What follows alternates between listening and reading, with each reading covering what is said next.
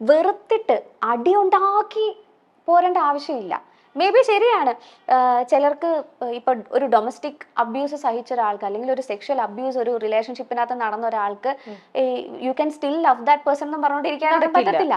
പക്ഷേ if you are still in love with that person, അങ്ങനെയാണ് ഈ വണ്ടി ഓടിക്കൊണ്ടിരിക്കുന്നതെങ്കിൽ change the way you love them. അത്രേ ചെയ്യാനുള്ളൂ അതിനകത്ത്. It takes time. കുറച്ചാൾ കഴിഞ്ഞ് കഴിയുമ്പോൾ നമുക്ക് തന്നെ മനസ്സിലാകും, നമ്മൾ തന്നെ വരയ്ക്കേണ്ട സാധനം ബോർഡറൊക്കെ വരയ്ക്കേണ്ടത് വരച്ച് നമ്മൾ മൂവ് ഓൺ ചെയ്യും. അങ്ങനെയാണെങ്കിൽ ഇപ്പം നമ്മൾ റിലേഷൻഷിപ്പിനെ കുറിച്ചല്ലേ പറയുന്നത്. ഇപ്പൊ ഈ അഞ്ജുവിന്റെ തന്നെ റിലേഷനിലാണെങ്കിലും അഞ്ജു ഇപ്പൊ ഇതുപോലെ പലതവണ ഇങ്ങനെ നിങ്ങൾ ഇതായിട്ടുണ്ടാവും. ഓക്കെ, ഞാൻ ചാൻസ് കൊടുക്കാം, വീണ്ടും ഇങ്ങനെ ഇതായി. പക്ഷെ നമ്മൾ എല്ലാവരും അതേല്ലേ, നമ്മൾ ആരും ഫസ്റ്റ് ഇതിൽ തന്നെ നമ്മൾ എന്നെ കൊണ്ട് പറ്റില്ല എന്ന് പറഞ്ഞാൽ നമ്മൾ വിട്ടുപോരില്ല.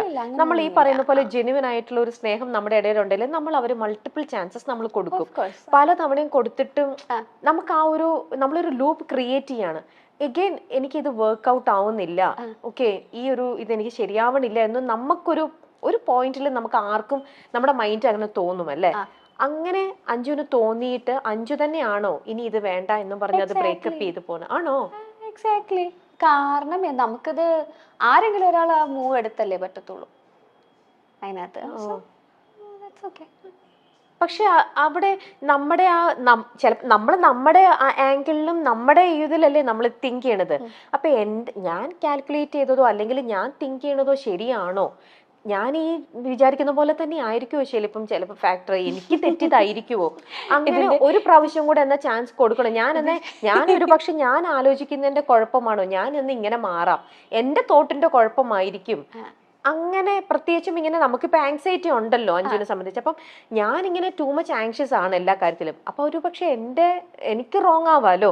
അപ്പം ഞാൻ ഈ ട്രാക്ക് മാറ്റി പിടിച്ചാൽ ചിലപ്പോൾ ഇത് സ്മൂത്ത് ആയി പോയാലോ, അങ്ങനെ അങ്ങനെ ചിന്തിച്ചിട്ടുണ്ടോ? ഇതിന്റെ ഒരു വിഷയം ഈ സംഭവത്തിന് എനിക്ക് ഉത്തരം പറയാൻ പറ്റാത്തതിന്റെ ഒരു കാരണം എന്താ വെച്ചാൽ എനിക്ക്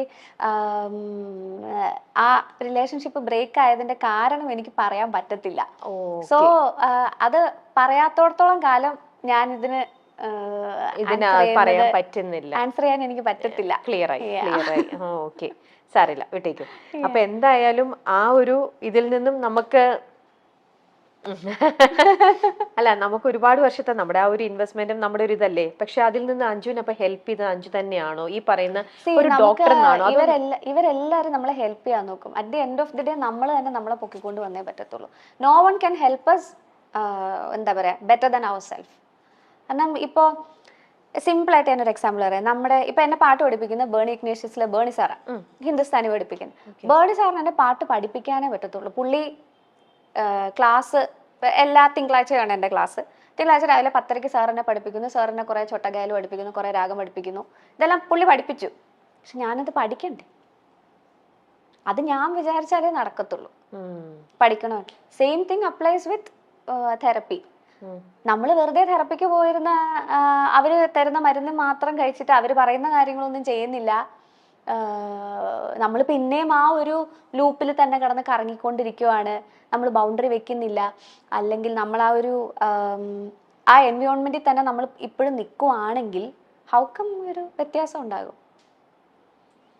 സോ അത് നമ്മളും കൂടെ വർക്ക് ചെയ്താൽ മാത്രമേ ഉള്ളൂ. ഇപ്പോൾ എല്ലാവരും അതിനുള്ളൊരു പ്രിവിലേജ്ഡ് സിറ്റുവേഷനിലാണോ എന്ന് ചോദിച്ചാൽ അല്ലാത്ത ഇഷ്ടം പോലെ ആൾക്കാരുണ്ട്.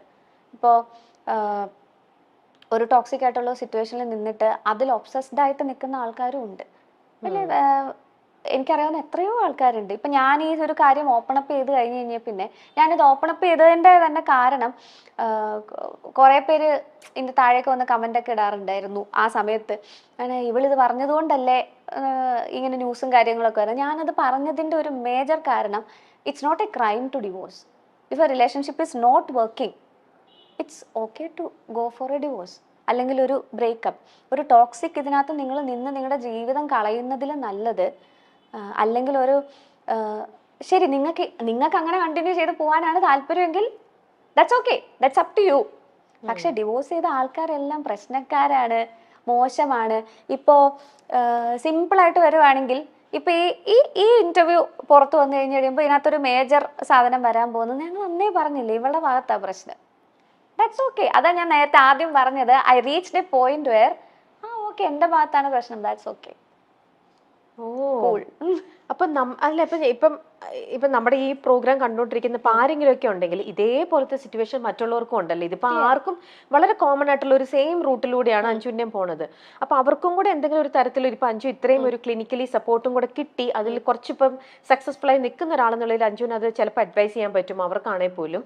ഇപ്പം ഇങ്ങനെ ഒരു റിപ്പീറ്റഡ്ലി ഇപ്പം നമ്മൾ തമ്മിലുള്ള ഇതിലാണെങ്കിൽ പോലും ഓക്കെ നിന്റെ ഭാഗത്താണ് മിസ്റ്റേക്ക് എന്നോ അല്ലെങ്കിൽ എന്റെ ഭാഗത്തുനിന്ന് ചിലപ്പോൾ ചിലർ വളരെ കറക്റ്റ് ആയിട്ട് അവർ പ്ലേ ചെയ്യും. അതായത് നമ്മൾ എത്ര നിന്നാലും അവരും ചിലപ്പോൾ നമ്മളെയും കൊണ്ട് പറയിപ്പിക്കാൻ നോക്കും, അല്ലെങ്കിൽ നമ്മളെയും കൊണ്ട് അവർ എക്സിറ്റ് അടിപ്പിക്കാൻ നോക്കും.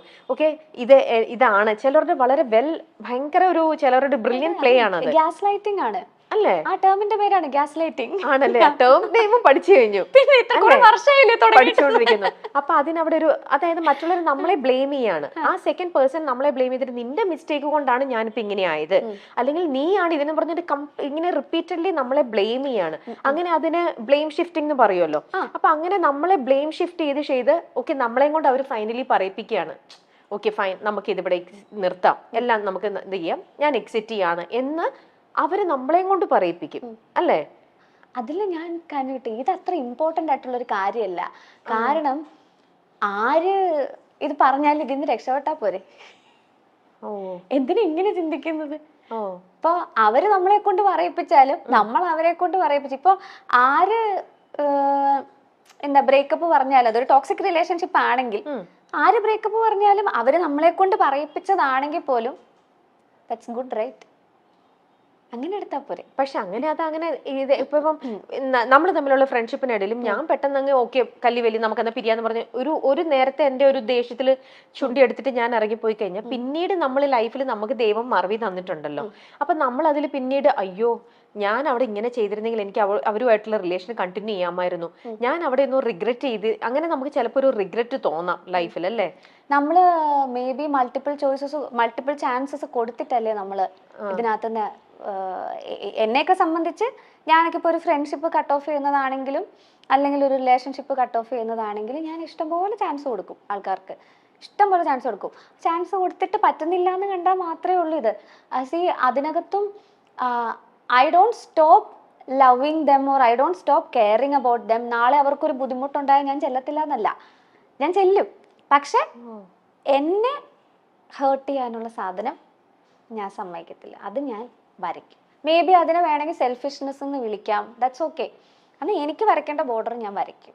അതായത് ഓൾറെഡി നമ്മളെ ഒരുപാട് ഹേർട്ട് ചെയ്തിട്ടുണ്ട്, നമ്മൾ ഒരുപാട് വേദനിപ്പിച്ചിട്ടുണ്ട്.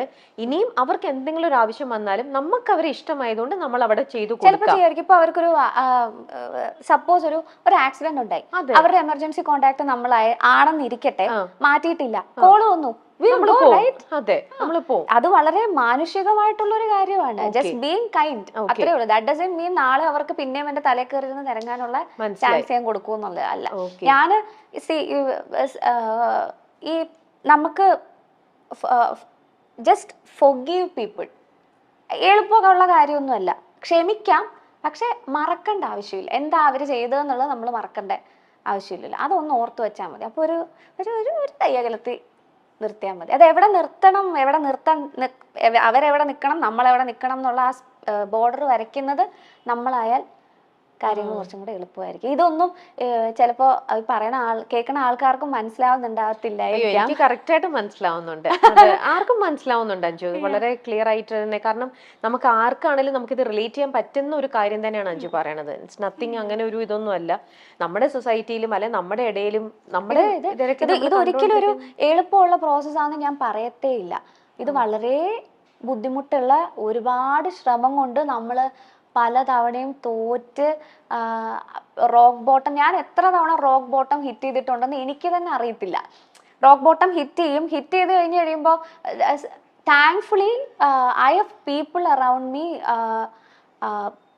ഹു ആർ റിയലി സപ്പോർട്ടീവ് എന്നല്ല ഞാൻ പറയേണ്ടത്, who understand what I am going through എന്നുള്ളത് മനസ്സിലാക്കാൻ കഴിവുള്ള കൂട്ടുകാരുണ്ട്.